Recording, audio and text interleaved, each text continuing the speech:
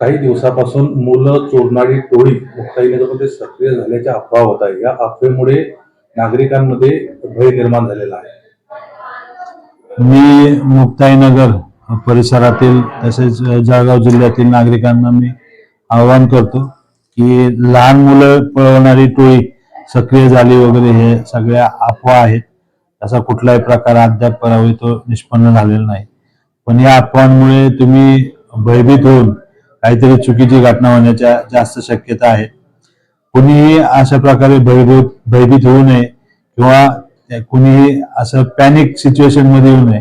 तुम्हाला कुठल्याही संशयित व्यक्ती आढळून आल्यास पोलिसांना आपण डायल 112 वर कॉन्टॅक्ट करा, पोलीस स्टेशनच्या फोन नंबरवर फोन करा किंवा तिथल्या परिचित जितक्या जवळ तुमच्या जवळचा नजीकचा जो पोलीस असेल त्याला आपण कॉन्टॅक्ट करून सांगा. त्या संशयिताची आम्ही याची पडताळणी करू, संशयित माणसाची आम्ही पडताळणी करू. तसेच कुठलीही खातरजमा न करता कुठल्याही घटनेबाबत काही एक माहिती न घेता कुणालाही संशयित म्हणून आपण कुणी मारहाण करू नये. त्याने मॉब लिंचिंग सारखे प्रकार होतात, त्याच्यात सामूहिक शिक्षा आहे. त्यामुळे लोकांनी शांततेत राहावं.